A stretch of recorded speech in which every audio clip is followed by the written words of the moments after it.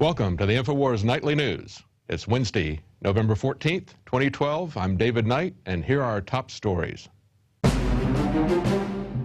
Tonight on the INFOWARS Nightly News, new photographs prove that the government can't even feed itself. What will you do when FEMA steals your rations? Then, the Petraeus scandal proves that even the CIA can't hide from the peeping Tom of Big Brother. And companies announce mass layoffs as affordable care is already costing the economy big. All that and more coming up on the INFOWARS Nightly News.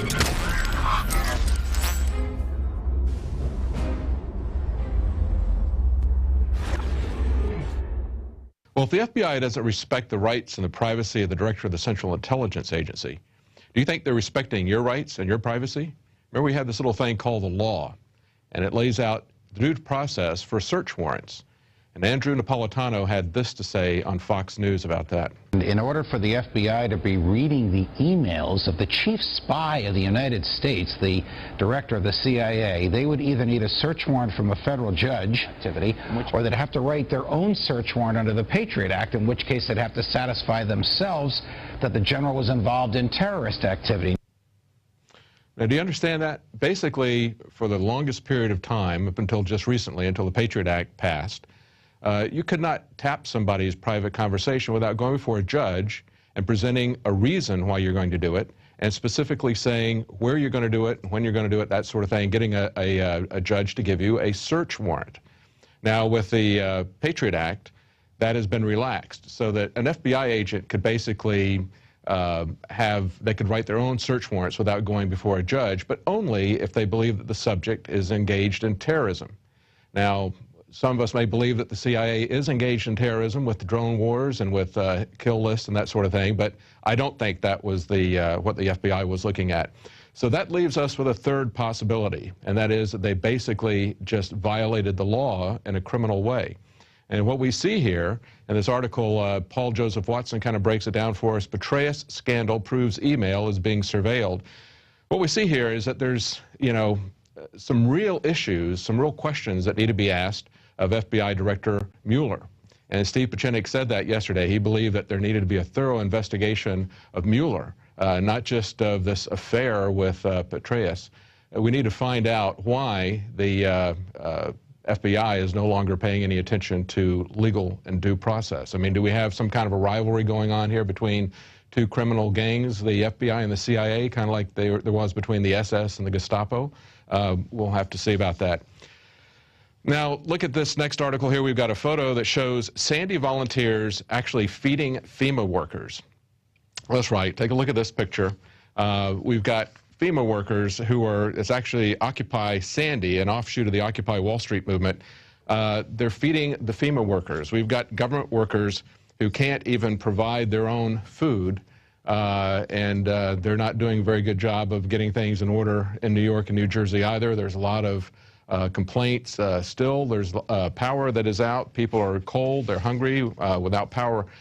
After weeks after the storm, Staten Island Borough President James Molinaro slammed the Red Cross, highlighting how their executives are paid hundreds of thousands of dollars a year, yet they've never set foot on the front lines of this disaster.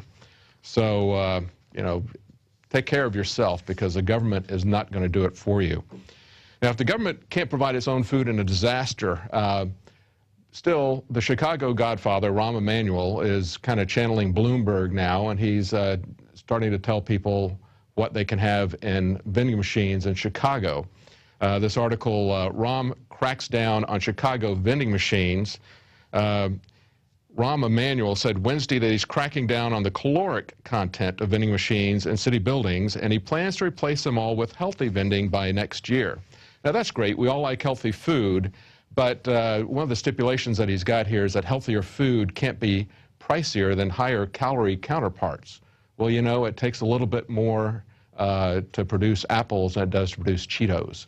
But they're going to mandate that to people. And also, they're going to have an announcement on the same day. Chicago Public School Board is preparing to vote on a new healthy snack and beverage policy that would ban pop, sports drinks, and energy drinks, as well as whole milk. during school hours. So yeah, we can all agree that soda pop is not very good, but whole milk is going to be banned as well. We also have another familiar story. A man has been tasered by the police as he is trying to keep his house from catching on fire. Daniel Jensen wasn't running from the law. He was just trying to protect his home from burning up. Yet Pinellas Park Police in Tampa tasered him in the process. And they've got a lawsuit now going against the police. He was woken up by his wife at 6 o'clock in the morning, told that the house next door was on fire. He went over to do what he could and then realized that there was nobody home. So the next thing he was concerned about was a fire spreading to his house. So he made sure that everybody in his house was out. And as he saw the flames starting to spread to the roof of his house, he was training his hose on it because the police were there, but the fire department was not there yet. And the policeman told him to get back, but you know, your instinct is to try to keep your house from burning. And without warning, they tasered him. And as he described it, he says, "All I remember is laying in water, being electrocuted for saving my home." We need to do something, I think, about this almost indiscriminate use of tasers that's going on. You know, it's happening regularly. Every week there's multiple cases of the police using tasers for just the most minor things, even using them on children. But that's what's happening in our society here. American Airlines employee was put on a no-fly list. This is similar to the story that we had with Wade Hicks a few weeks ago. If you remember, Wade Hicks was flying and going to Hawaii, going to Japan, and stopped in Hawaii. He was visiting his wife who was in the military, and then halfway through the journey, when he stopped in Hawaii, he found that he was on a no-fly list. They removed him from the plane, and he was stranded there for 5 days at his own expense. Now, he contacted us, and after a few days, he was allowed to fly. And he asked why he was put on the no-fly list the entire time, but of course he was stonewalled. The same thing happened to this fellow in Florida. This was South Florida, and it was picked up by the local news station there. Basically, this guy was working for American Airlines and had worked for them for several years. He had even traveled extensively abroad. He traveled in July, and then in August he was told that he was on a no-fly list. And for 6 weeks, he tried to get an answer from the government, but they wouldn't give him an answer. Now, in his case, he was actually suspended from his job because he worked for American Airlines, and they would not allow somebody to work the gate that was on the no-fly list. The restriction only got lifted when he got the local news station to report on it. Kind of similar to what happened with Wade Hicks. We don't know if it was because we reported on it or if it was because of contacts within the military, but it was only because he made a lot of noise that he got off the list. We think he's off the list. We don't really know. They won't really tell you if you're on the list, just like they won't tell you what they've put you on the list for. And in this fellow's case, as soon as NBC6 reported on the story, 5 days later, they removed him from the list. Now, the interesting thing about this is that Homeland Security admitted that only 1% of the people who are on the list are actually real terrorists.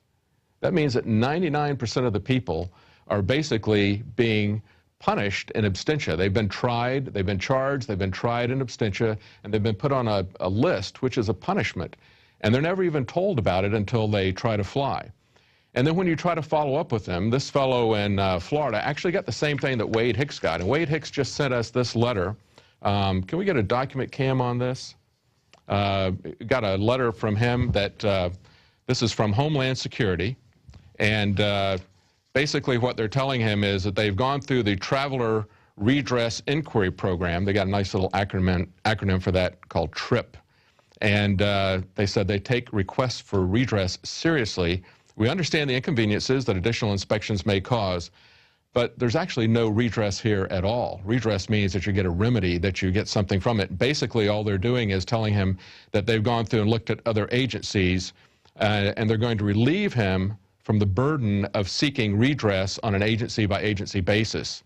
And they're going to relieve him by telling him, we're not going to tell you anything. So they don't really give him any explanation. They don't give him any redress. They just say, don't worry about going to all these other agencies. We've gone to them, and we're not going to tell you anything. It says, DHS has researched and completed our review of your case, Security procedures and legal concerns mandate that we can neither confirm nor deny any information about you which may be within federal watch lists or reveal any law enforcement sensitive information. So there you go. They're not going to tell you why you were put on. And in his case, they don't really even make it clear. This is kind of a form letter, and I noticed in the NBC6 report that the fellow there, Montano, Montano was his name, he actually got the same form list. And basically what they tell you is they give you a control number, and you can take that number with you in case you run into any difficulty flying. But it appears that they have two different subsections, and it appears that when you're traveling by air to or within the United States, you should have this control number, but of course you don't need it when you're traveling abroad because other countries don't do this kind of thing to their citizens when you're traveling abroad. It's only when you're coming in or out of America that you need to worry about these types of things. Well, it looks like the only flying that 99% of the people who are on the no-fly list will be doing is in cyberspace. Black Ops 2 was just released, and we've got a special report from Jakari Jackson and Melissa Melton. Let's go to that right now. I'm Melissa Melton reporting for INFOWARS Nightly News. We're here at the Black Ops 2 premiere, and we hope If you've been following INFOWARS over the past several weeks, you've seen we published articles concerning the public perception of drones. Let's find out what these gamers have to say. What's like the new coolest thing about this game? Probably all the new zombies. I love zombies. The gameplay on zombies. It's got to be the zombies. There's going to be zombies in it. Zombies are back. I love playing zombies. My reasoning for being here tonight can be summed up in one word: zombies. Nazi zombies. Playing zombies again. Everybody loves zombies. What is it about zombies? It's just fun. Have you ever heard that the military actually likes to use games like this sometimes to recruit people? We've heard the story of a 19-year-old who was actually offered a job by the military as a drone pilot because he got a top score. So they monitor that? Yes, they do. When they come knock on your door, I'm Colonel so-and-so, I want to give you a job. Would you take it? I'm going to have to. If I could do that, I'll do that today if I could, but not to hurt anybody. I would love the opportunity. No, I couldn't do it. I'm not finna hurt America like that. Man, if I get a job like that, hell, yeah, let's do it. I'm good. Shoot, who I got to kill? What do you think about drone use in the real world? What are your thoughts on that? I think it's actually pretty good. I mean, it keeps our troops safe. Did you know in Pakistan about 80% of the people killed by drones were non-combatants, pretty much civilians? No, I did not know that. Okay. That's not a good news, though. I think any level of civilian casualties is unacceptable. Our military should be able to be, more accurate. Damn, I believe it. You believe it? I believe it. You think it's pretty messed up?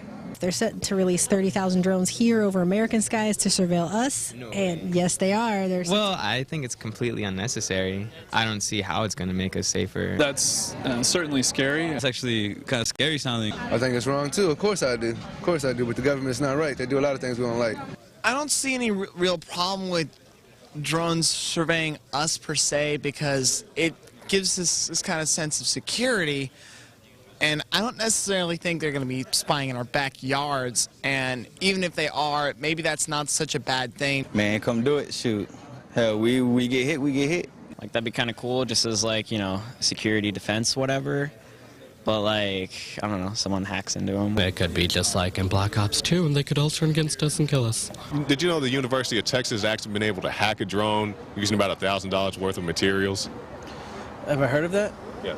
Actually, no, I have not heard of that. That's the main concern. If some kids at, like, UT could do that, I mean, terrorists and stuff. Like, what about that? Now, do you plan to go to school or work tomorrow? Man, I ain't even going to go to work. I'm just gonna play my game. That's it. And work? I don't work tomorrow. I do, but I'm definitely going to sleep in. Yeah, I have class. I have to go. Okay. So you're not going to stay up all night?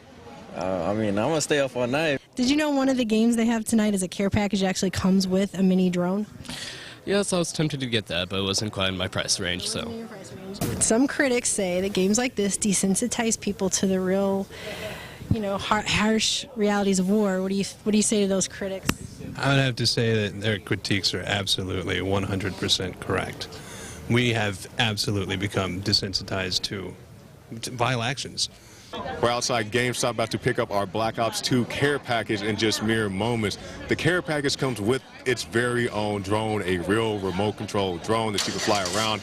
Now, you've heard us at INFOWARS talk about drones several times, and we basically came to the conclusion that if Big Brother can fly drones on us, we are going to fly drones on them. That's why we have #DroneMob. You can follow us on Twitter to let Big Brother know that, hey, if you're going to keep flying drones on us, we will fly drones on you.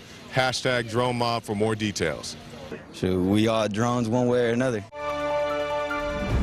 Well, great report, Jakari and Melissa. Maybe people can use video games to keep themselves busy and take out their frustration as they lose their jobs. Melissa Melton also wrote a story about Obamacare bankrupting businesses and families even before it's implemented. 20 new or raised taxes. And the Congressional Budget Office Director has said that the Affordable Health Care Act is going to cost this country 800,000 jobs. I don't know if we can afford to lose another 800,000 jobs, but it's going to have a lot of other types of effects on us, too. Papa John's CEO has said that it's going to cause them to raise prices. Applebee's owner says that they're going to have a hiring freeze and they're going to stop building new restaurants. McDonald's, even though they've had an Obamacare waiver, is going to have higher menu prices. In North Carolina, students there in college are going to now pay double for their insurance. And Walmart is going to have to raise their health insurance premiums by 36%. And a lot of businesses are going to address this by changing the definition. The definition of a full-time employee has changed to 30-hour work week. And so they're going to start reducing the number of hours. And Olive Garden, Red Lobster, Longhorn Steakhouse, and others, including Kroger, have all said that they're going to start reducing the number of hours that people work. So, you know, and it's not just limited to retail chains. It's not just limited to unemployment, to shorter hours, to lost jobs. It's also doctors. In a study of more than 1,300 doctors, a survey said that 84% of them feel that America's medical profession is in decline, and 60% of them had a negative view of America's health care future under Obamacare. Well, we've had a couple of, there's been a lot of medical marijuana has been in the news with ballot initiatives, as well as legalization of marijuana for the first time a week ago in the elections. Colorado and Washington both legalized marijuana. Now, Rhode Island and Maine are going to have ballot initiatives just like the ones that passed this last week in Colorado and Washington State. And we've got an interview with a fellow who helped to get that through in Colorado. His name is Brian Vincente. He's with Sensible Colorado, and he's going to talk to us about the issues that are going to come to play now that the Colorado state law contradicts the federal law. So that's going to be interesting to see how that develops. We've also got an interview with Jim Gierach, and he's with LEAP, Law Enforcement Against Prohibition. And he was a federal prosecutor for quite some time in the war on drugs, and he didn't get corrupted by it like a lot of police and prosecutors. Instead, he has kept his integrity, and he's telling people exactly what's going on in the war on drugs. You want to stick around for those two interviews. We're going to go to a break, and after the break, we're going to be back with Alex Jones and Steve Schenck.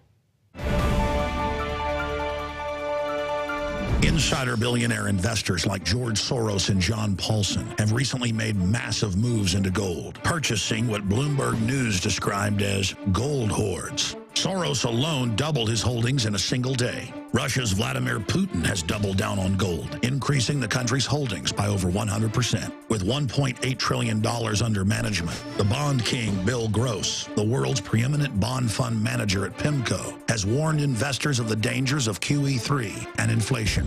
And what's he betting on? You guessed it, gold. Friends, this is Alex Jones for MidasResources.com. For more than 15 years, I have exclusively used Midas Resources for all my precious metal needs. Whether it's bullion or collectibles you're looking for, Midas Resources is simply the best. I own my gold as a hedge against inflation. This Federal Reserve fiat currency could go the way of the Deutschmark and the Weimar Republic anytime. In these historically dangerous times, it makes sense to physically hold gold and silver. Midas already has some of the best deals in the industry. But if you give them a call and mention the radio special, they will give give you a list of the day's super specials. Midas brokers are standing by to answer all your questions at 800-686-2237. They also have a lot of informative free literature explaining the opportunities and risk of holding precious metals. They are ready to answer your questions at 800-686-2237. Again, that's 800-686-2237. As we saw in Katrina, and as we are watching now in New York and New Jersey, the federal government can't and won't help you in a crisis. FEMA ran out of water and MREs in days. Electricity is still off to over 1 million people. The Red Cross, who is quick to beg for money, is now slow to react. Don't put it off any longer. Get prepared today. The INFOWARS shop is the largest distributor of ProPure water filter systems. And now, get 15% off your ProPure order with the promo code WATER15. While you're on InfoWarsShop.com, check out these other great preparedness items. The Aquapod kit lets you store up to 65 gallons of water in your bathtub. The Pocket Socket provides you with manual electricity for small electronics like your cell phone. The Life Straw is great for your bug-out bag. And check out our complete line of Interfood products for great tasting and nutritionally dense foods that have a great shelf life.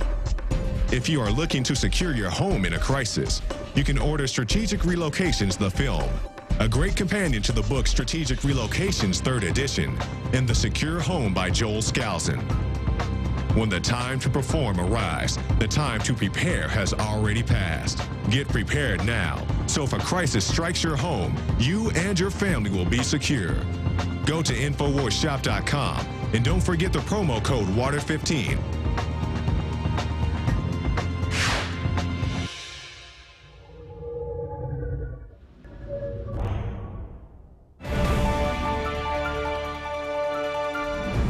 And welcome back to this special edition of InfoWars Nightly News. Coming up after this important segment, we're going to have David Knight back in studio interviewing a retired police officer who's exposing the fraudulent drug war and how it's used to turn our society into a third world police state. Now, Steve Shank has been in the storable foods business for more than 30 years.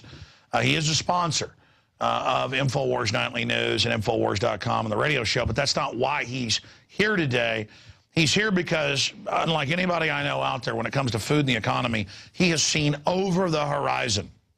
If you go back to interviews we did 5 years ago, he said, you watch, in the next 4 to 5 years, you're going to see food prices explode. You're going to see dependency. You're going to see the farms bought up.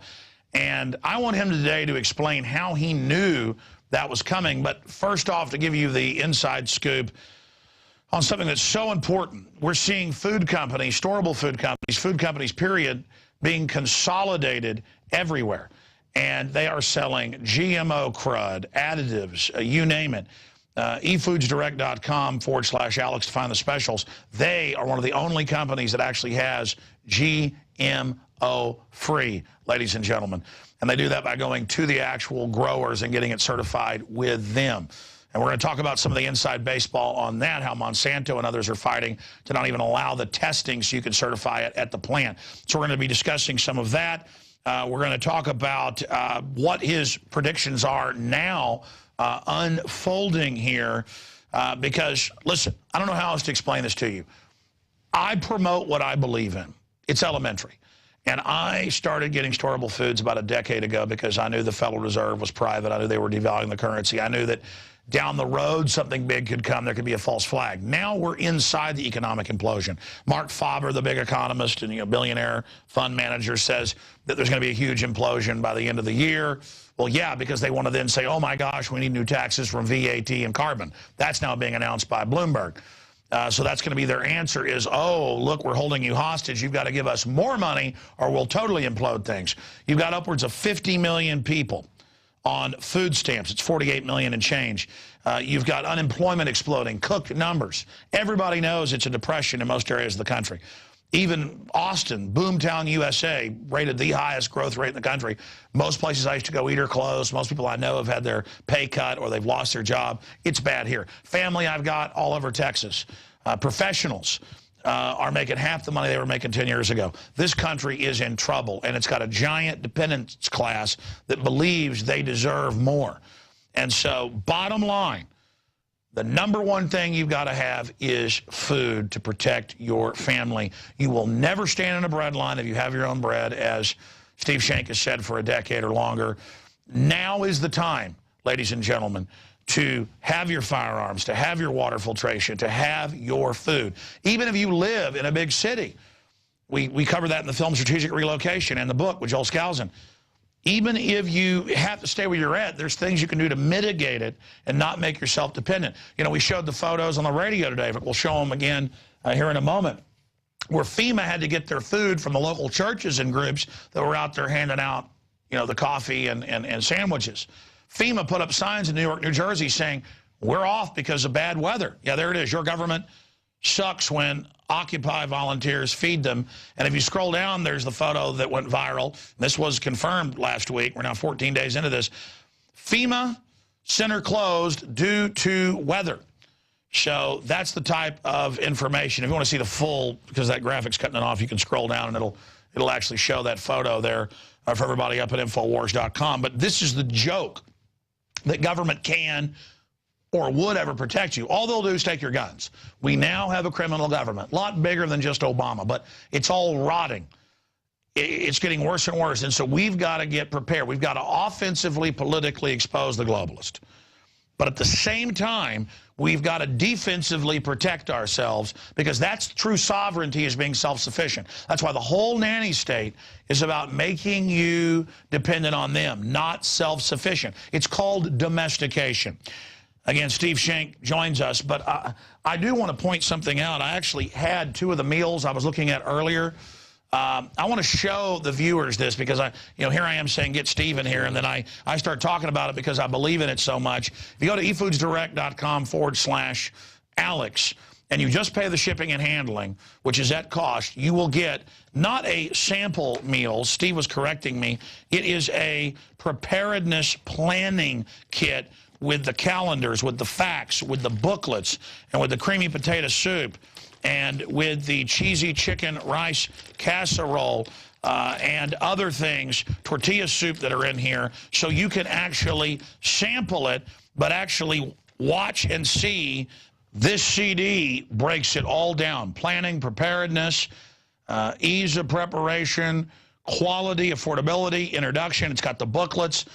You can get a plan here by the experts. And I want to explain something. When you go to efoodsdirect.com/Alex and get the free preparedness pack and the meals to test it out, Steve has been the name in this with, giant facilities for more than 3 decades. And he's the name when it comes to quality. That's why I promote him, because that's the storable food I chose.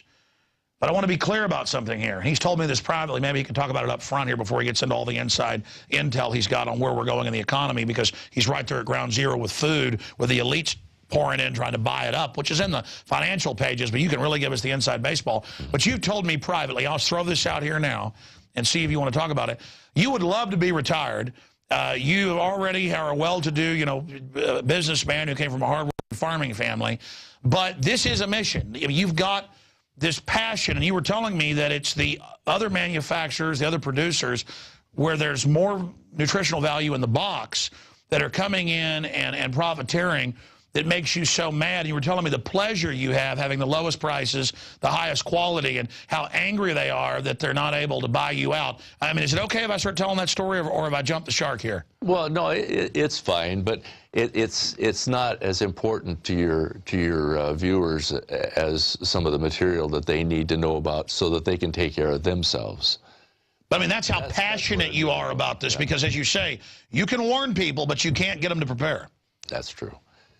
And the interesting thing, Alex, is that right now our people are hurting. Our whole nation is hurting. If you look at the United States, with all the blue states and red states, it's absolutely amazing. The whole country is red except for a little bit of the high population areas that are blue. And we've got states that are actually talking about having movements within them to secede from the country. Over 50,000 signatures in a day for Texas. It's absolutely insane. And what we had was, prior to the election, we had promotion for food stamps. I mean, they were actually selling people on the idea of going down and signing up for food stamps. It's not that people were, you know, getting to the point where they said, oh my gosh, what am I going to do? I need to go downside for food stamps. They were promoting it, openly promoting it. But now, shortly after the election, we have at least one state, Ohio, which was a swing state, very important for the voters to be involved in that state, where actually it appears that they're notifying people that their food stamp allotment for the month is going to be cut back for thousands of families. And so you got to ask yourself, what's the handwriting on the wall? Now, we had, as you've mentioned in some of your discussions, we've had the perfect storm. We've had the perfect storm out here on the East Coast, and that was coupled with the perfect storm portion, which is the greatest drought that we've had in this country's agricultural history. And you put that together with the fact that we've got the Depression that right now has surpassed anything that happened in the Great Depression. So you've got millions of our families out of work, millions of our families that want to work not being able to find work. College graduates are wondering whether they should stay in college. Some of the churches are sending some of their young people out on missions early just to get them out there and out of the way for a little while, in hopes that when they come back, there'll be something for them to do. You've got just a lot of stuff going on. And so what it kind of comes down to is, Alex, we're Americans. We were raised by forefathers that gave up tyranny, that tried to get away so that they could have religious freedom, tried to get away so that they could have personal freedom, tried to get away from the feudalism and from the despotic governments that controlled their lives. They came over here. My grandfather rode a little black stallion all the way from the East Coast out to the gold fields in California in 1849 in order to pan enough gold to go back to Germany to bring his parents and to buy a farm in Iowa, okay? Down there in some of the German settlements. Talk about roughnecking it. Yeah, talk about roughnecking it. And we've got people today that can't find work that are willing to work. But yet we've got a situation in our country where people are hurting for their grocery budgets to the point that half the population, to a certain extent, is one way or another needing subsidies for their groceries. And now we get some information from one of your staffers that's very interesting, that there are 75% more people out there trying to get on the food subsidy programs than there are getting jobs. No, I saw that in the news just this morning. And I want to talk to the viewers just briefly here about a point that I haven't really made so people understand this. I was mentioning the news from yesterday when it was 36 states and 50,000 plus signatures from Texas. They put up a Daily Caller article that's up at INFOWARS.com that we linked to from just this morning, where it showed 600+ signatures now, all 50 states, and they've never seen anything like this. And it's fundamental. People get that more and more is being taken from them and being given away so that people will politically vote for socialism. This is a takeover. And it is so diabolical, and I don't even have words to describe what's going to happen as the system does this. People are going to start saying no and not complying. I mean, and the government's gearing up with 1.6 billion bullets and FEMA camps. Bottom line, I want to get into the points and the inside baseball on food. What is going to happen, Steve? You've predicted 5 years on my show or longer, every step of the way, what's coming. And, I mean, is this the Soviet-style takeover of Ukraine, where they use the shutdown of the economy and food as the way to get everybody to turn their guns in? Well, let me ask you this. Do pigeons crap on statues? I mean... Is the Pope Catholic? Does Tarzan go, oh? No, as you know, I tend not to try and be political. But what I do is I look at what we're seeing out there. All these families that are hurting, so much of our population that can't afford their grocery budget, thinks that we have high food prices right now, while 20,000 of them a day are falling below the poverty line. Fact is, we haven't even seen the price increases, which are the result of this drought that is the largest and the most severe that we've seen in our agriculture history. We haven't even seen those prices hit. Now, let me ask you this. If people are hungry, what's the most important thing in their mind? If people are hungry, are they going to be thinking about, well, golly, I don't want my kids sent to a school where they're taught how to think. Wait a minute. If people are hungry and they're maybe sick, what choice do they have to think about anything but taking care of their immediate needs? When Cuba, let me tell you the story about Cuba. When Castro was trying to take over Cuba, he brought in the Soviet troops to help him, okay? Now, they didn't go out into the hinterlands and go out with their rifles and try and pick the snipers out of the woods and stuff like that, because those old boys could reach out and touch someone at 400, 600 yards with no problem at all. They didn't do that. They went in and surrounded the food supplies, the warehouses and things like that. And then we played guns for food for about a month, and pretty soon all the guns were there. I can tell you about Melvin that's sitting up on top of his mountain with his 30-06, 2,000 rounds of ammunition and a bumper sticker on his Jeep Cherokee that says they'll get my guns when they proud of my cold, dead fingers. Okay? What all it's going to take is a few little black carryalls pulling down to the bottom of Melvin's Hill, waiting for 2 or 3 days, and one of those old boys goes around to the back of that carryall and he pulls out a loaf of bread and a peanut butter jar, and he makes up a peanut butter sandwich, and he goes to the bottom of Melvin's Hill and says, "Hey, Melvin, come on down." Well, Melvin lights off one of his 2,000 rounds of ammunition just to show him that he's serious, and he sits up there for another 2 days. But about the 5th day, guess where Melvin's Jeep Cherokee is, his guns, his 1,999 rounds of ammunition, and Melvin? You see, your food will keep your guns, but your guns won't keep your food. And this is what the Soviets and the fascists did everywhere. And you see the plan to shut down the farmers, to shut down the backyard gardens. They're now saying chickens, we're going to fine you if their poop runs off in the water. Did you see the articles? In fact, I had them, guys. I meant to bring them over here. I had 2 articles. I may have left them in my office.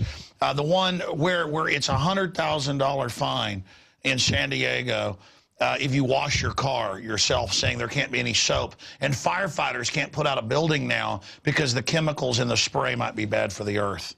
I mean, it's total. People are like, oh, yeah, that's not happening. Yes, it is. Remember, they were saying EPA rules, no farm dust from hay or you'll go to jail. I mean, they are shutting us down. I mean, this is a takeover. By the way, though, China, they can dump toxic waste right in the gutter out of the Apple factory and have suicide nets around the building and work them 18 hours a day, but it's not called slavery.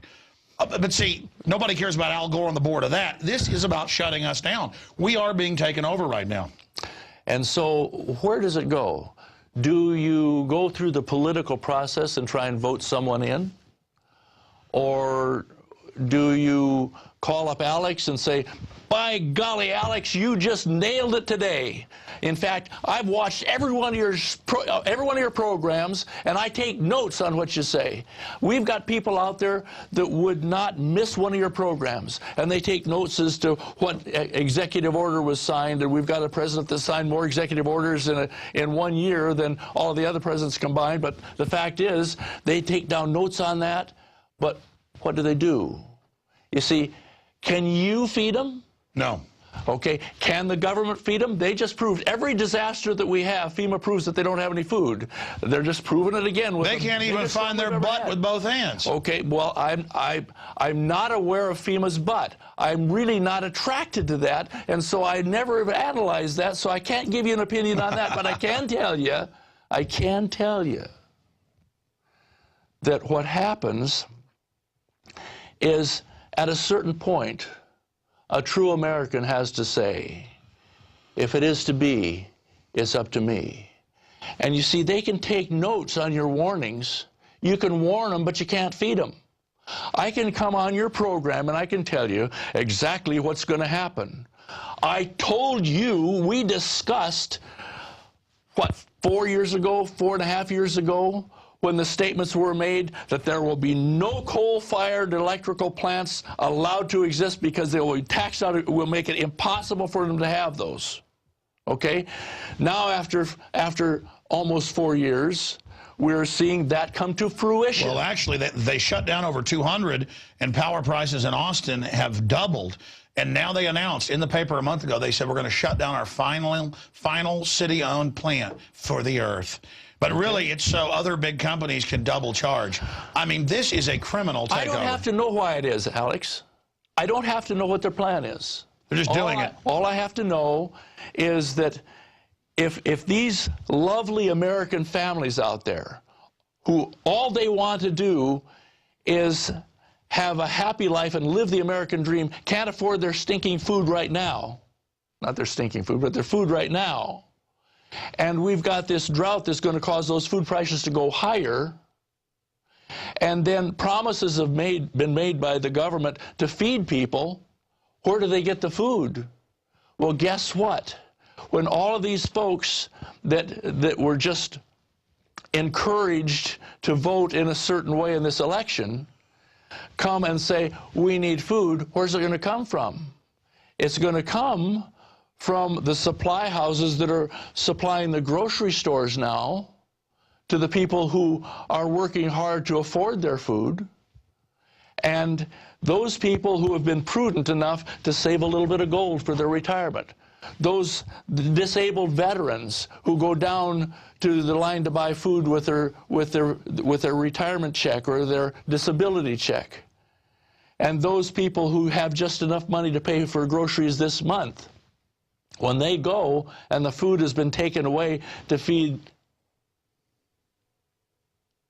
the others. Talk about taking from the rich and giving to the poor, taking from the haves and feeding the have-nots. When it gets down to just food, it's one thing to have it taxed away from you, but when it's another thing to say food is basically the battleground of this generation. So those folks that listen to you that are dyed-in-the-wool, red-blooded Americans that say, no more, I'm not going to stand for it, they better dadgum well stop taking notes on what you say and stop the warnings. They don't need any more warnings. They can shut you off right today, not hear one more stinking thing. They focused all of their energy on taking care of themselves and putting in a supply of food, because if you've got food, you never have to stand in a breadline to give up your guns. You never have to stand in a breadline to give up your kids. You never have to stand in a breadline to give up your rights and your freedoms and your property and your health care and everything else. And by the way, that's the new thing. It sounds reasonable, but it's the eugenics model. They dumb everybody down, ship drugs in their neighborhoods, ship their jobs overseas, and then say, now you want welfare, you're going to be drug tested. Then they give you false positives and take your kids. That's now beginning. But now they're talking about drug testing you to have a job anywhere. The Pentagon wants to run this domestically. And so just like the school lunch programs, once they've got you and they're feeding you, the state of California argued 2 years ago in a federal case that they own your kids. They're now giving kids inoculations in California without parental consent. They are now giving them shots without their parents' consent. I mean, you're right. I get on the air now, and I'm like, what am I even doing here? It's all so over the top, and people are either waking up, have woken up, or they're in, like, catatonic states. What's going to happen, Steve, from your historical research, to the people, because that's a danger level, to the hordes over 60% the numbers were, and our listeners confirmed this in New York, New Jersey, who had a week to get ready for Sandy, made no preparation. It was the churches, the Christians, and others that ended up feeding the neighbors, and 14, 15 days into this, that's still happening. They're now feeding FEMA. This is in the local news, but not in the national news. What is going to happen as the slow depression unravels, as the food prices go up, as the dollar's devalued, as government hoards food, digs in? What will it look like for the people? Because I've seen the Pentagon statistics. They've studied this in a lot of nations. I know you've studied it. I've heard your radio show years ago breaking it down.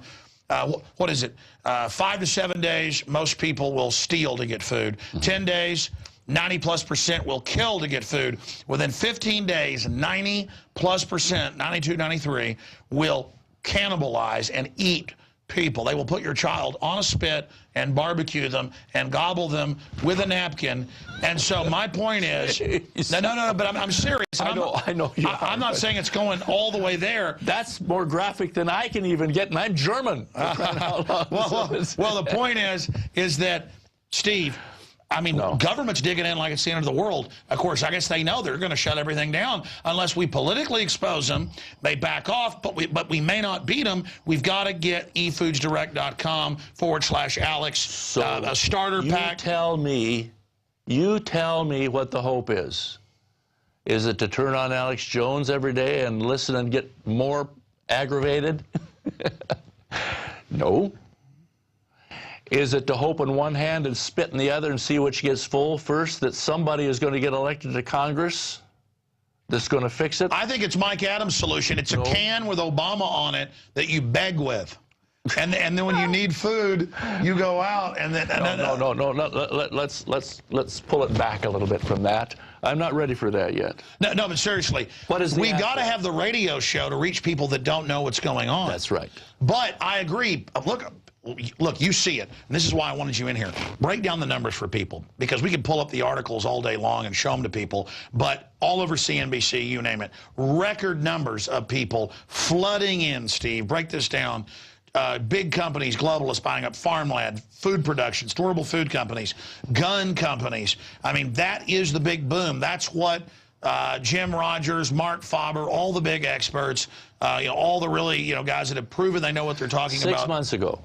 6 months ago, one of the most, I guess, revered, I'm not sure about respected, but one of those revered counselors with regard to investments and things like that said, get out of gold, get into agriculture. Get out of gold, get into agriculture. Think about it. As soon as this election finished up, the stock market went down the slippery slope, and people were investing in guns and agriculture. There's a consolidation of food storage companies under big money. But let's go back to what the answer is. What's the hope? Do we hope that you, by screaming and telling people what the problems are, is going to fix it? I'm sorry. I love you to pieces, but it ain't going to fix nobody, because you can warn them, but you can't feed them. Is it the hope that somebody is going to be able to be elected to political office and be able to withstand the good old boy system that says, now you're special. Now you get a special license plate. Now you get to go where other people can't go. Very few human beings are capable of resisting that temptation. That's not the answer.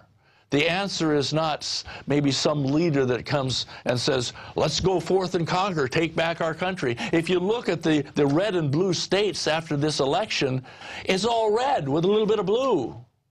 That encourages me, because it means that there's some people out there that are listening, and they'll listen to this one thing that they can do.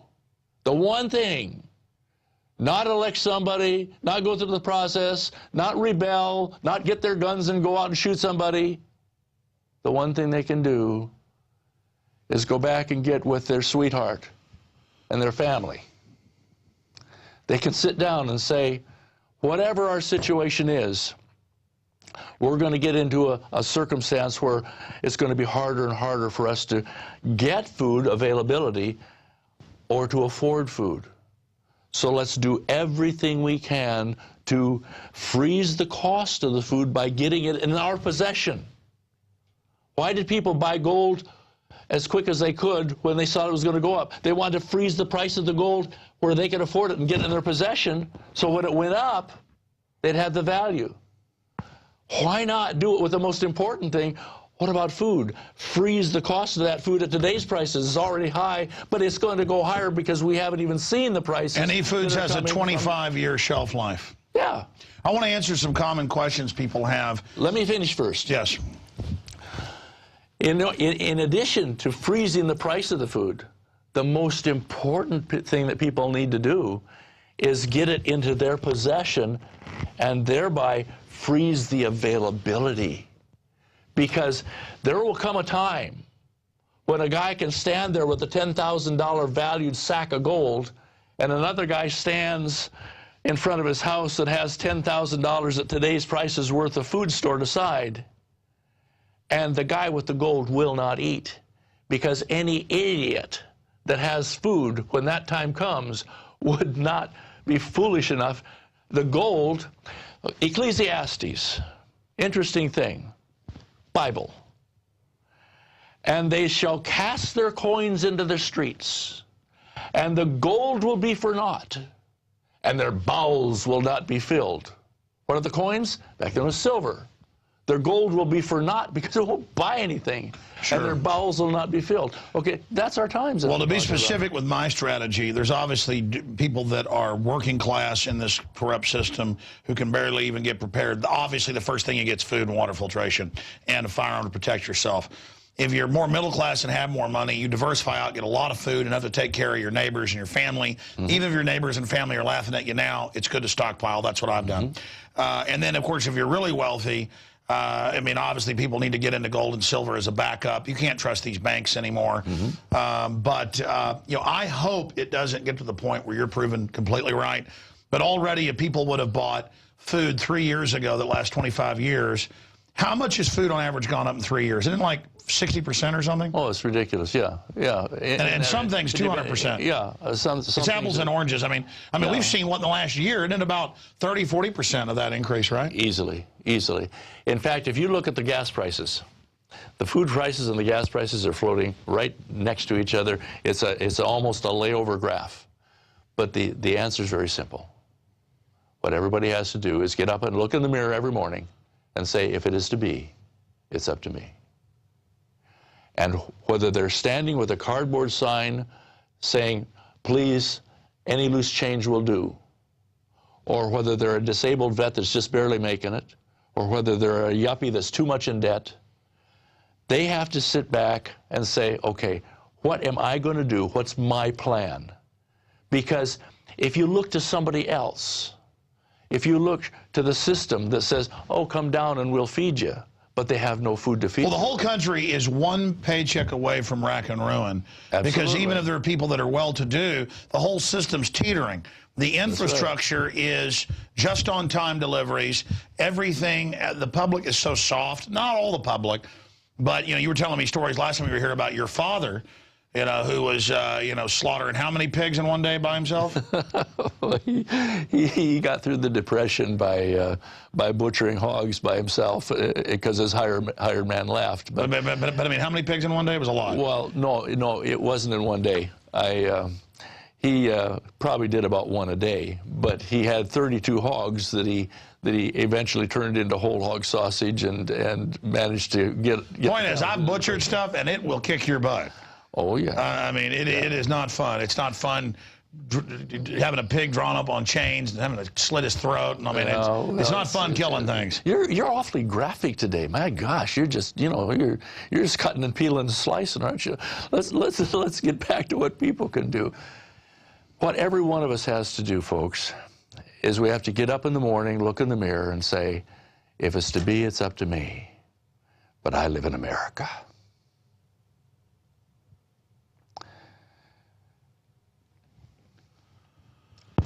I'll be with you in a minute. And I'm surrounded with Americans.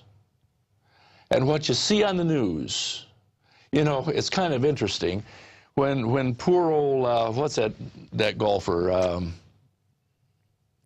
Come on, the guy that got himself in trouble. Tiger Woods. Yeah, Tiger Woods.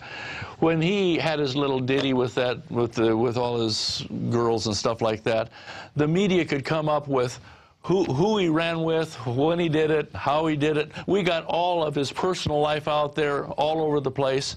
But we've got a man that's been supposedly running our country for 4 years, and we still don't know where he was educated and where he's from and whether he really should be president.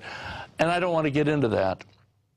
But you see, we have Americans that are sitting back there and saying, yeah, but really, I want to take care of myself, and I want to be independent, and I want to get back to the American dream.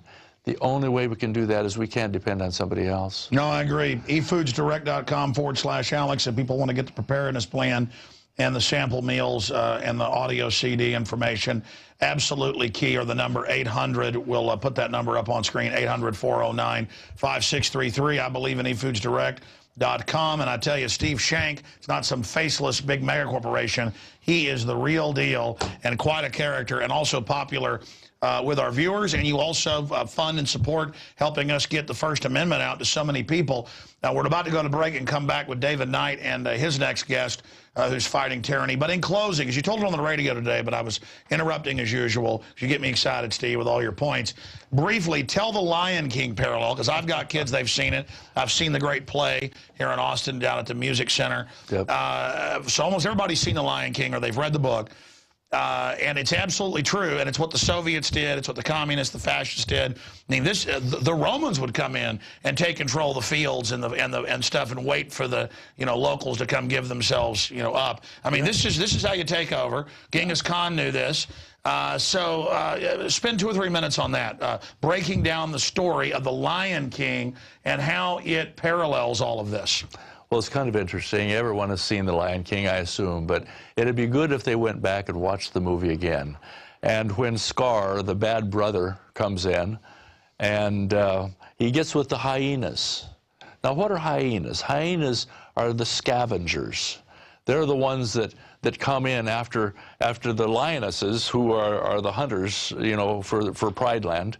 They go out and do the work, and they bring down the game. The hyenas come and steal it.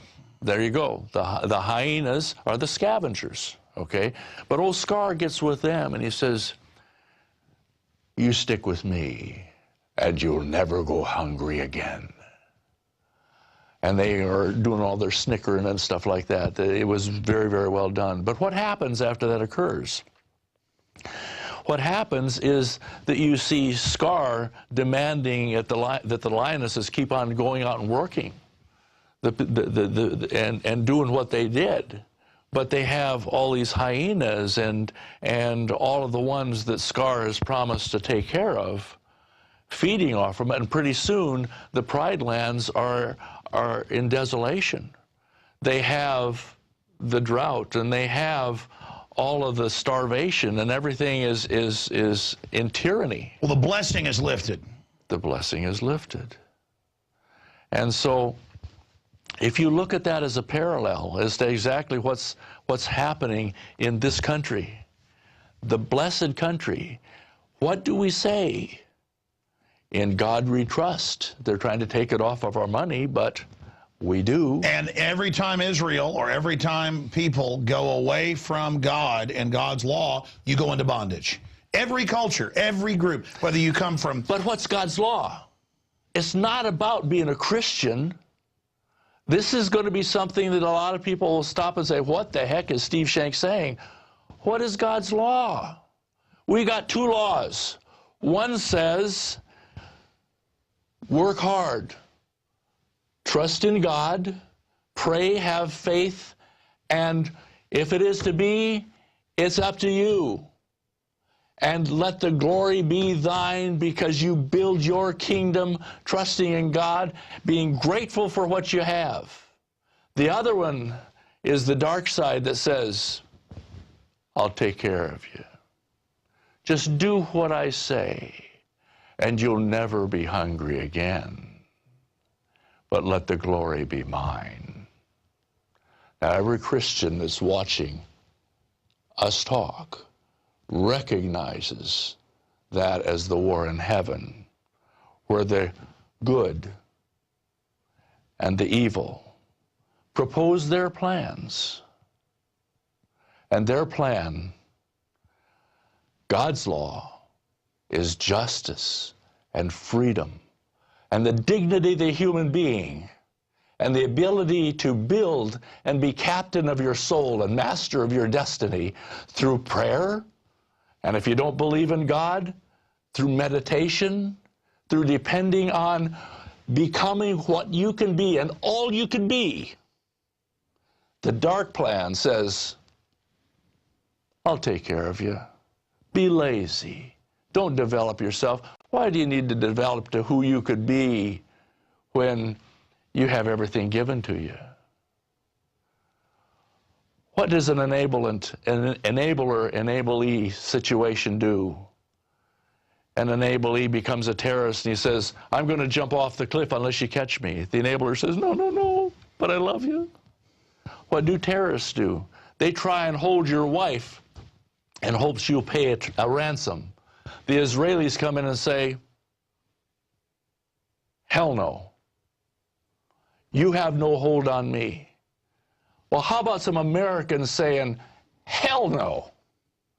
Nobody has a hold on me because I'm going to go out and do what I do best and become all that I can be. Like the Army says, become all you can be. Exactly, but the corrupt system doesn't want people to be strong and independent. Of course they want to cut your legs off. Because when they are no longer starving so they can think of nothing else but food, then they start to have feelings. And as soon as they start to have feelings, they start to say, this isn't right. And they start to think, because as soon as they get enough food in them so they can start to have feelings and think, then they will throw off any oppressive government and say, I want to be who I can be. I want to be free. As long as they're hungry and starving and have to spend every working hour just to get a morsel of food in. And begging and standing in government lines like the Soviet Union. Steve Shank, each interview gets more powerful. Thank you for coming here to town. And I think, folks, you know where to get your high-quality, storable foods. He supports the InfoWar. We support Steve Shank. God bless you, my friend. Appreciate you, bud. You bet. Well, that's it for this portion of InfoWars Nightly News. We're going to go to break, come back with David Knight and his guest, also fighting tyranny on yet another level. Stay with us. And again, great sponsor, efoodsdirect.com/Alex to get the planter pack and the free meals. All you pay is the shipping. And we'll also, again, put that number up on screen one more time in case people want to be able to go over there to efoodsdirect.com/Alex and call the number. You can call the number 800-409-5633 and check it out there. It's good to be self-sufficient, and it feels good as a backup plan. Unfortunately, more and more it's looking like we may have to use this parachute. I'm glad I got mine. Do you have yours? We'll be right back with David Knight. It's InfoWars Nightly News.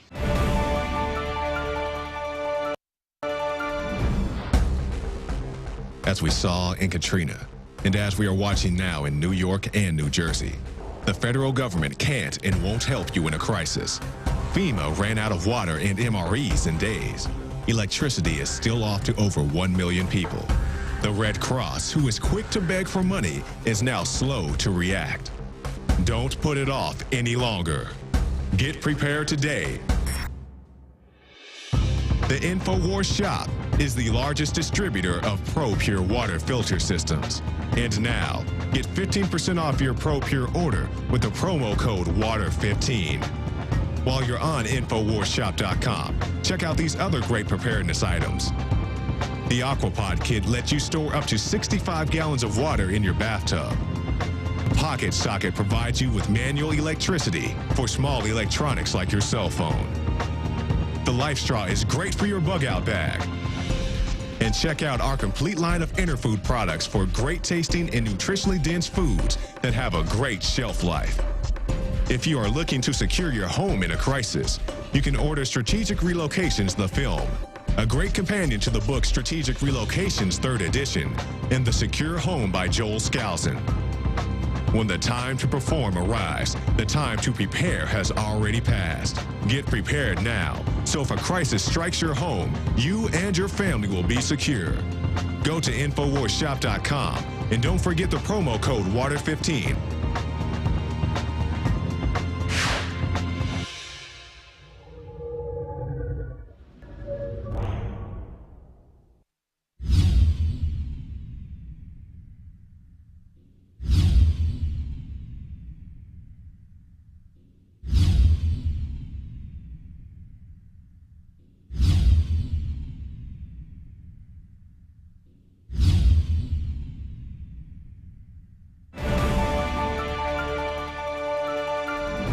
Well, I'm joined now by Brian Vincente. He's a director with Sensible Colorado, and he played a major role in the passage of Amendment 64 in Colorado this last election just a week ago, which legalized marijuana. Now, Brian is a partner in a law firm that helps people navigate through medical marijuana laws in Colorado and now in Massachusetts, since that's been passed there. Brian, welcome. Thank you. Can you explain for us the difference between decriminalization and legalization? Sure. Both those are a little amorphous terms, but generally decriminalization means removing criminal sanctions from marijuana, but still having civil sanctions. So, for instance, there's some states, I believe New York, Massachusetts, that have, you still, get in trouble by the police. If you have marijuana, they'll still confiscate it. They'll just issue more of a citation, kind of like a parking ticket as opposed to a criminal ticket. What we did in Colorado, though, was just remove penalties altogether for adults 21 and over for limited possession and limited cultivation. So it really is legalization as opposed to just decriminalizing. Now, it's going to be taxed. Is that correct? That's correct, yeah. The voters passed a fairly hefty tax. I mean, the way this works is starting in 2014, we will have new stores opening up that will sell marijuana, like alcohol, individual stores selling to those 21 and over. All those sales will be subject to a state and local tax, but they also will be subject to a up to 15% excise tax. That's expected to generate about $60 million in new tax revenue, and that first $40 million specifically from the excise tax is credited towards public school construction every year. Okay, all right. So I guess we could kind of say the difference in decriminalization and legalization is when they take your money, they call it a fine in one case and a tax in the other, right? But at least they're not locking people up, and that's a good thing because I think one of the other interviews that we have on today is with LEAP, Law Enforcement Officers Against Prohibition, and they pointed out that half of the people that are in prison are there because of possession of marijuana. Half the people in prison because of drug offenses, I should say. So, that's a major thing. Whether people are involved or really care about marijuana personally, they're still affected by that because it's a huge expense, as well as we'll be talking about the corruption that comes with it and that sort of thing, because these guys have seen it in depth. But I wanted to ask you, Governor Hickenlooper, as well as the Attorney General Suthers, have both resisted it when it was, being put forth as a ballot initiative. They've both said that they're going to go along with the voters, but then they kind of kicked back and said, well, the federal government has the last word on this. What do you think is really going to happen at this point? We've had meetings with a number of government officials, and we feel fairly confident that they will follow the law as passed by voters of Colorado. It's hard to say exactly what direction this will head in, but we do know that we have a firm mandate from the people of Colorado who have said, this is what they want. They don't want the marijuana trade run by cartels. They want it run by a state-regulated and taxed business. So it's our hope that Suthers and our Governor Hickenlooper will remember who they work for. And they don't work for the federal government. They work for the voters of this state. That's true. You mentioned the cartels. In the wake of this passage, I saw several articles saying that the government of Mexico was now saying that this was going to have major impact on the drug cartels in Mexico. I mean, that's what everybody that's been against prohibition all along has been saying that all along from the very beginning. Just as with alcohol prohibition, you had people machine gunning each other in the streets. This is, there's a huge war going on in Mexico that's centered around the drug trade, and there's been far more people killed there than in the Afghanistan war. It's amazing. So, yeah, hopefully that's going to do something. What do you expect to see with that? Well, we really hope this will be the shot that's heard around the world. And what we found is, since voters passed this just last week, we've already had the president of Mexico, Belize, Costa Rica, and Honduras issue a joint statement from those officials saying that, based off these votes in Colorado and Washington, we need to rethink our country's drug policy. We think that's a phenomenal step forward. About 60,000 people have been butchered along the Mexican border because of the war on drugs. And it's because we have an underground market. And we saw this with alcohol prohibition, where Al Capone and thugs like that ran the market for that substance. And now what we're doing is taking that substance away from those gangsters, moving into a regulated system. And I think it really is, it's the way things are headed down the road, and we're excited to be launching that in Colorado. Yeah, when you look at it, it's really amazing. I mean, when you compare the violence with our current drug war versus the alcohol prohibition, it's way, way bigger. I mean, it's been going on for a much longer period of time, unfortunately, and it's just escalated over the decades to something that's just huge. Well, one of the questions that comes to mind is, as this is legalized, what happens to the people who are in prison for just possession of marijuana? Do they, that's kind of a strange situation. What would happen with that?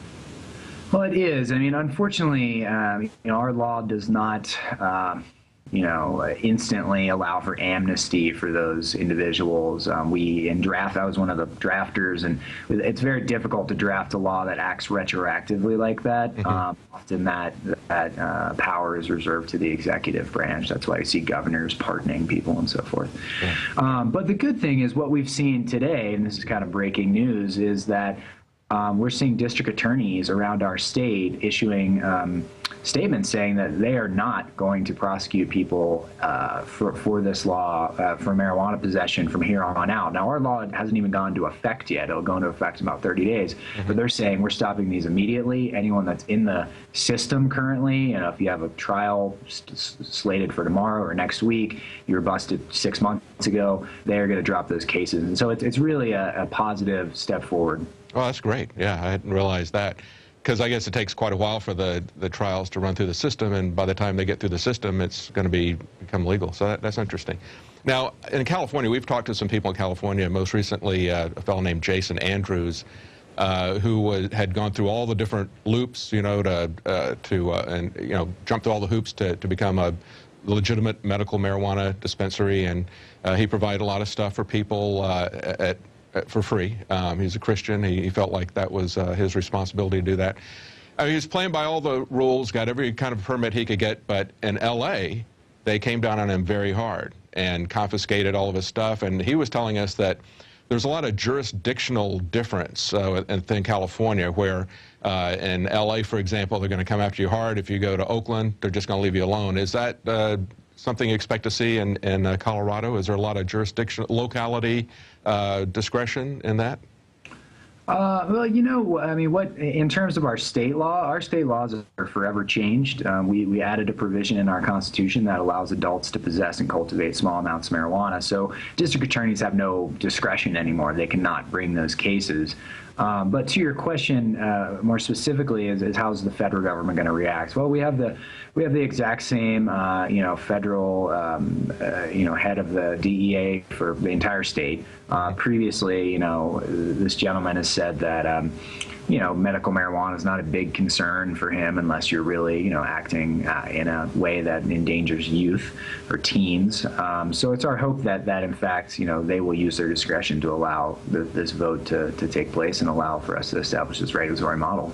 That's good. Yeah, it's really going to kind of set up maybe a 10th Amendment type of issue. Is that you've had the people in the state speak on an issue. Now we're going to have to see if the feds will do it. And I guess it's and that brings up a question I've had for prohibition for a long time. That is, we had alcohol prohibition.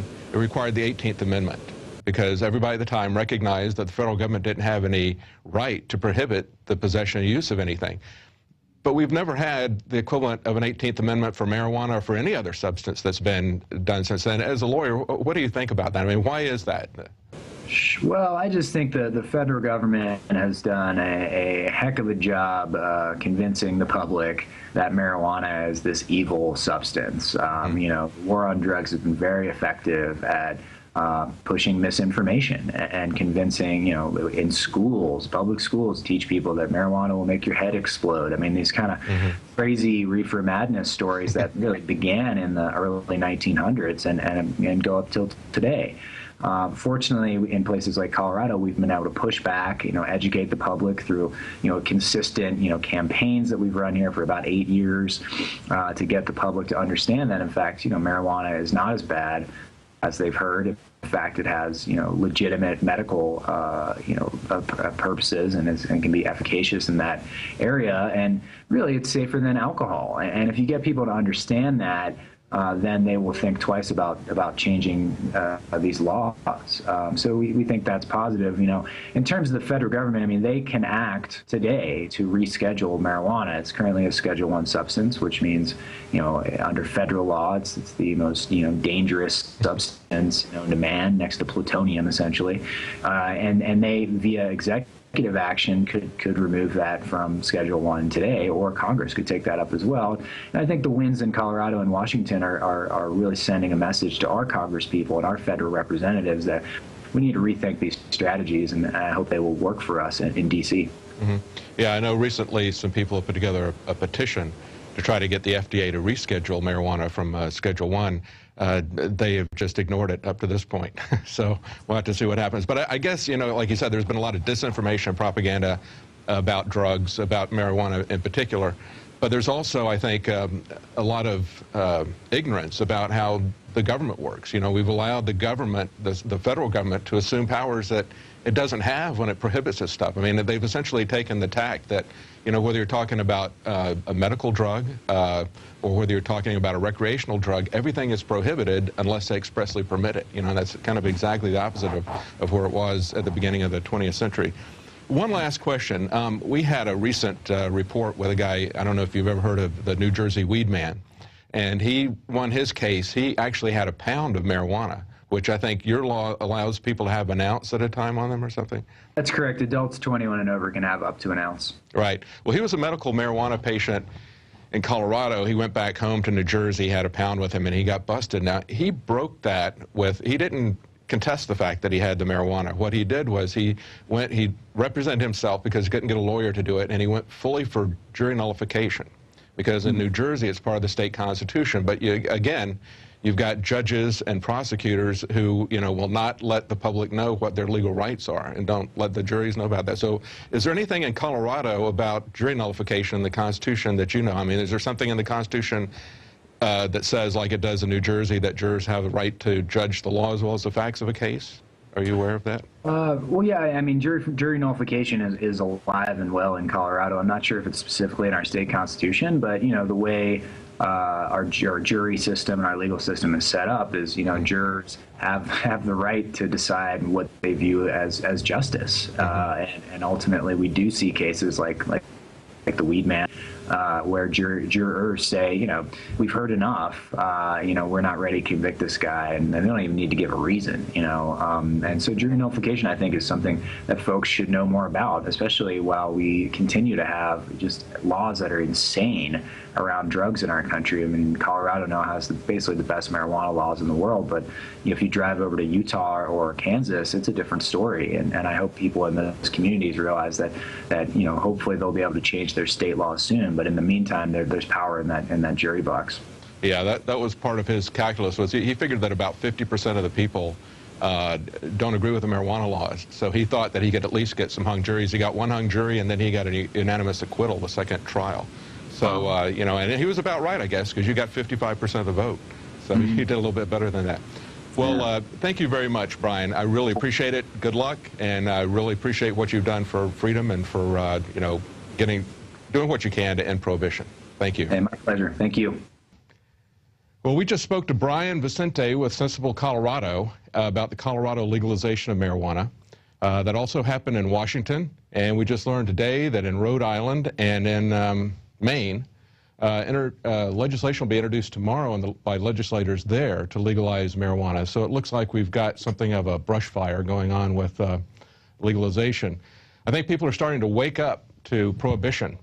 And somebody that's woken up to prohibition that had a long experience with it, we've got as our next guest. His name is James Gierach. He is executive vice president and board member of LEAP. That's Law Enforcement Against Prohibition. Their website is leap.cc. Now, he's had 43 years of legal practice, including governmental bodies. He's a former Cook County drug homicide prosecutor, and he was named by an Illinois paper as Illinois' preeminent conscientious objector in the war on drugs. Hi, James. How you doing? Sorry, Jim. You want to go by Jim. That's correct. Good to be with you. So tell us a little bit about how you went from a prosecutor to a conscientious objector. In the early 70s, I prosecuted drug and homicide cases, and in the early 70s in Cook County, i.e. Chicago, the best heroin you'd get was 2% pure. Jump forward 40 years, in Cook County, you can now get 90% pure heroin.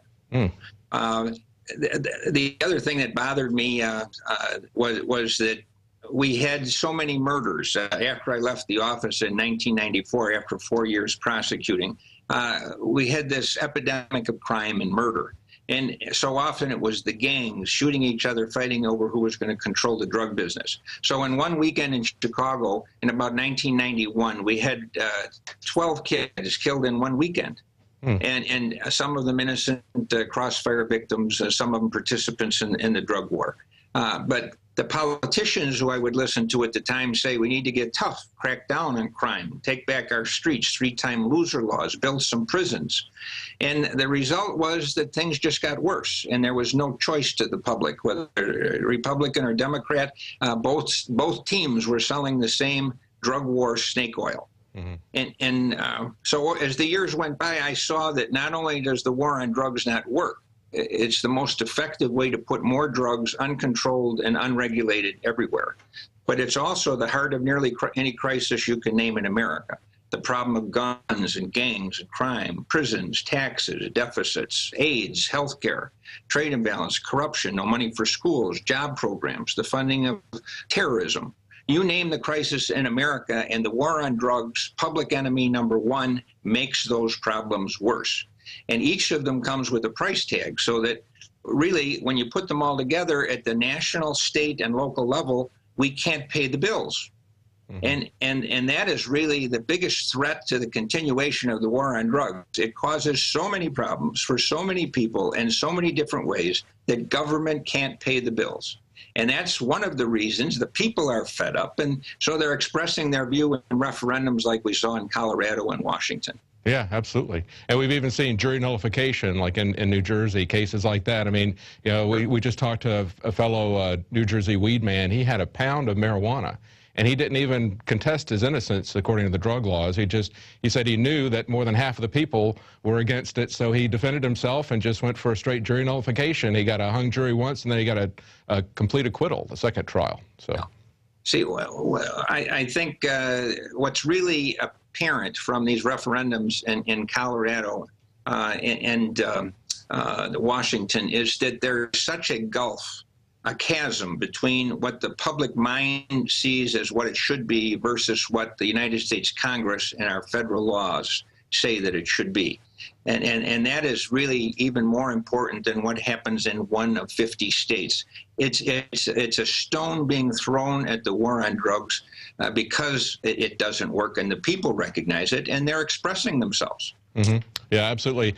Yeah, I watched Ken Burns' documentary on alcohol prohibition with my 20-year-old sons, and their first comment was, it's exactly like the war on drugs. You know, they were talking about how, what you mentioned before, it went from 2% to 90% purity. You know, the same thing happened in alcohol. They started going to really hard liquors, and as well as the violence, the corruption, all of that sort of thing.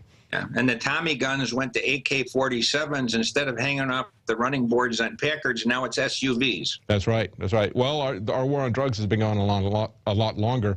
You know, it was Nixon that coined the term, and then you know, Reagan came along with zero tolerance and mandatory minimums. How did that affect things, you think? And as you saw, the mandatory minimums and the zero tolerance and that sort of thing, kind of targeted the end user. Well, all of these programs were designed to show zero tolerance, where in America we used to teach tolerance was a virtue. Well, but the war on drugs, intolerance became a virtue. And so now the land of the free became the prison capital of the world, as we decided we were going to make a crime out of adults voluntarily entering into a drug transaction with a willing seller and a willing buyer.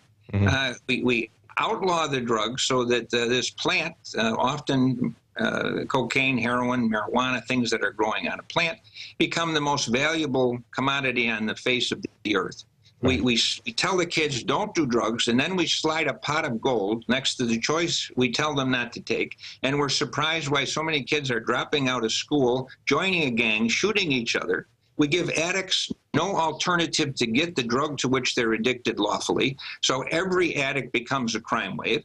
And then, as I say, we build these prisons to the point where we can't pay for schools. In California, they have 171,000 people behind bars. In Illinois, where I'm from, we have 50,000. Texas and in Florida are over 100,000. Can't pay the bills.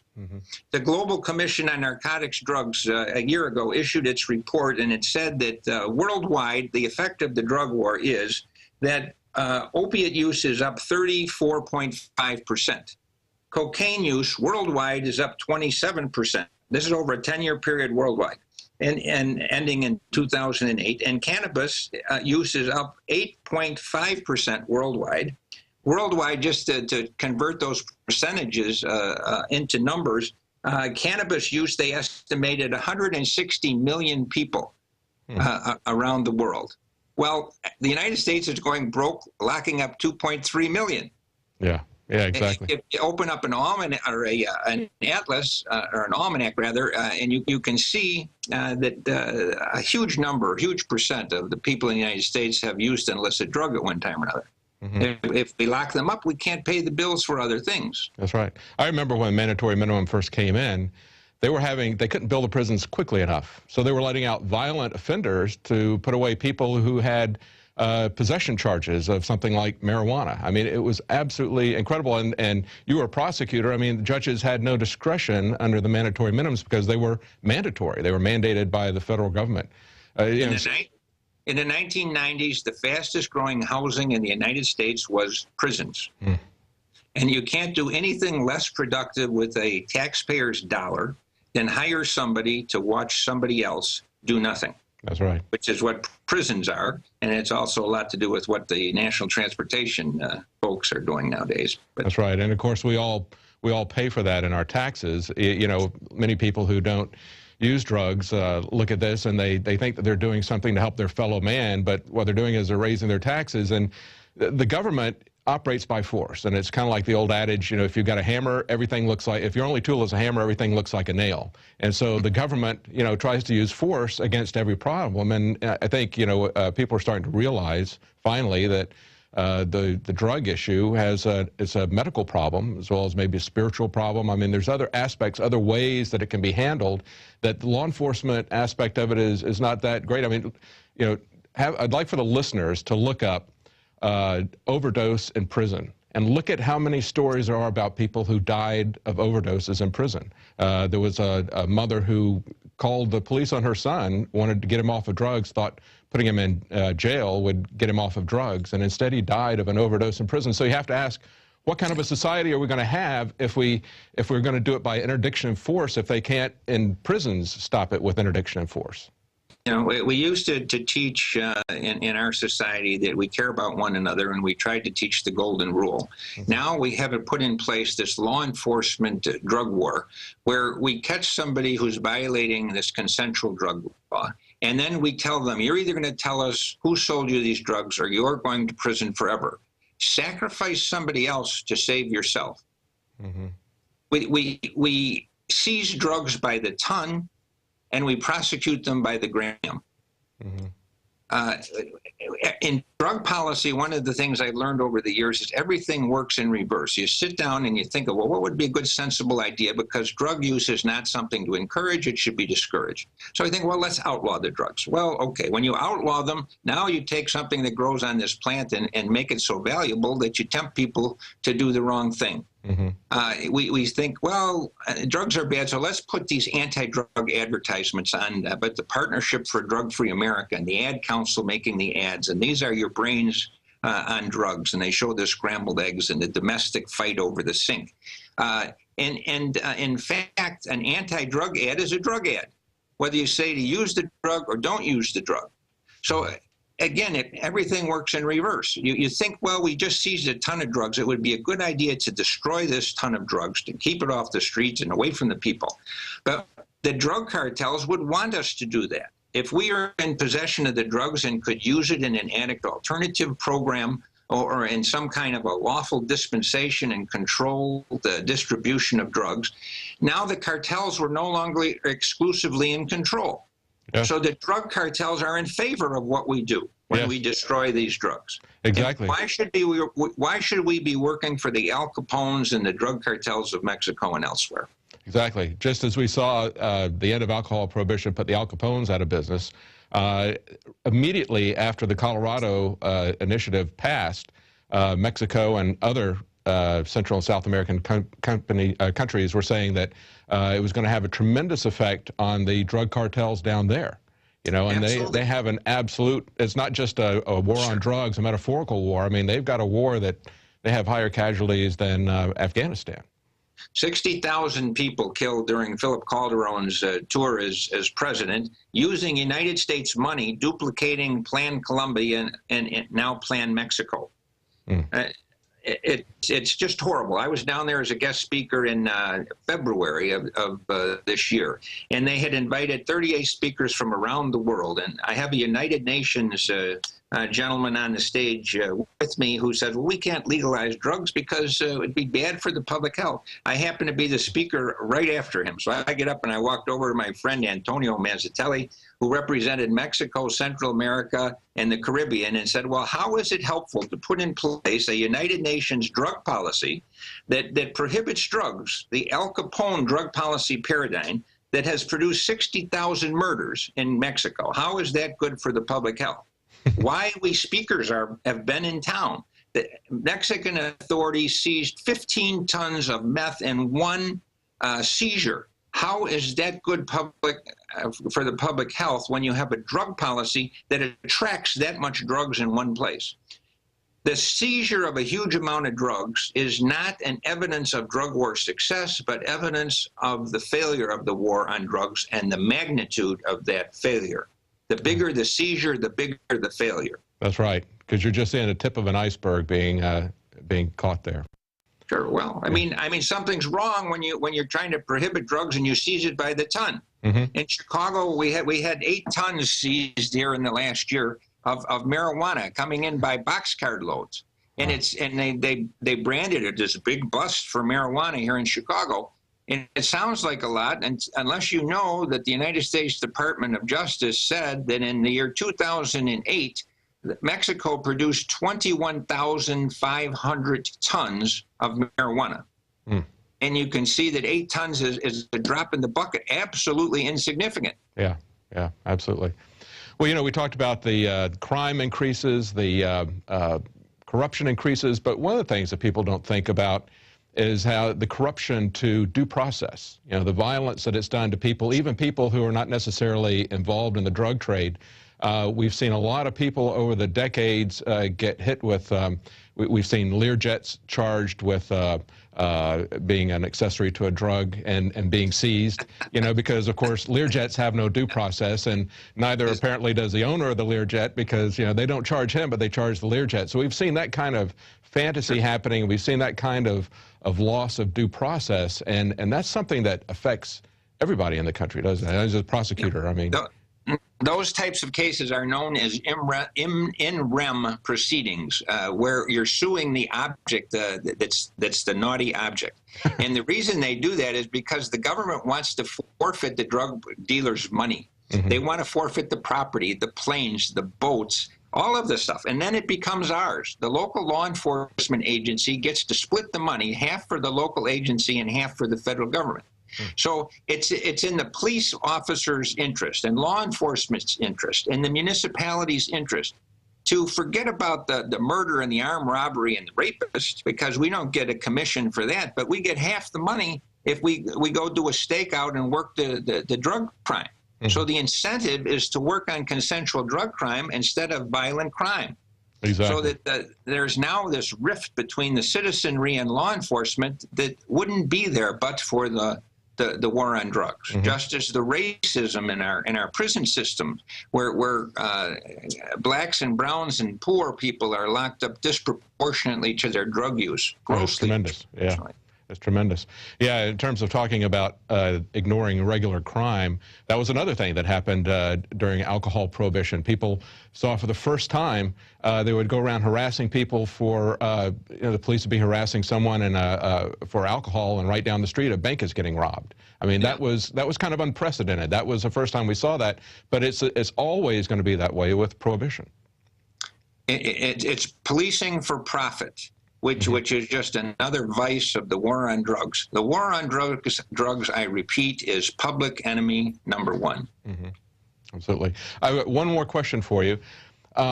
We talked about alcohol prohibition and different things that brought to society, how that's paralleled the war on drugs. One of the things that it hasn't paralleled that I think is interesting, the Volstead Amendment was passed in 1920. In 1919, they had to pass a constitutional amendment to give the government the authority to prohibit something, because everybody, congressmen, senators, president, citizens, everyone realized that the federal government had no power to prohibit the possession and use of anything. So they needed a particular amendment to the Constitution. But since that happened, we have now taken the position that everything is prohibited unless expressly permitted. Could you kind of speak to that as a prosecutor? I mean, where did we lose our way in terms of respect for law and respect for a Constitution when we don't have to have an amendment to prohibit things? Well, they're trying to justify Congress's authority to put in place the Controlled Substances Act of 1970 by relying on the Commerce Clause. And then they're also trying to use the United States Constitution as a supreme law of the land when it's in conflict with state law. So, I mean, the government is doing things to try to justify this drug war, which it has decided it wanted to fight. And it wanted to fight it because to the politicians, prohibition means votes. To the drug cartels, means money. To the good guys who are supposed to be opposed to the cartels and the drug gangs, it means money. And the consequence of that is we've got police dressed up like they're in the military, smashing through front doors to rush in and get the drugs before they're flushed down the toilet, shooting the dogs on the way in as may or may not be necessary, people being hurt, sometimes the wrong house. A man's home being the castle, a rule of anachronistic value under this war on drugs scenario, civil rights, stop and frisk laws, drugs sniffing the car, the person, or the door of the house is no longer a search. We have eroded the Bill of Rights. We have displaced morality in the Golden Rule. We have filled the prisons, closed the schools, or defunded the schools. We have a healthcare epidemic where we can't pay for healthcare, yet we encourage kids to join the drug business, shoot each other with bullet holes that are uninsured, with the bills going to the public. We've made our communities violent. We can have safe streets or drug prohibition, and the people mistakenly for a long time have asked for drug war. It's time that they demand, as they are through these referendums, demanding an end to the war on drugs, demanding an end to public enemy #1, and LEAP, Law Enforcement Against Prohibition at leap.cc, is helping us get there sooner. Yes, you certainly are. I really appreciate your integrity and those people who are working with you at LEAP. I mean, it's really refreshing to hear somebody that hasn't been corrupted by the war on drugs and by prohibition.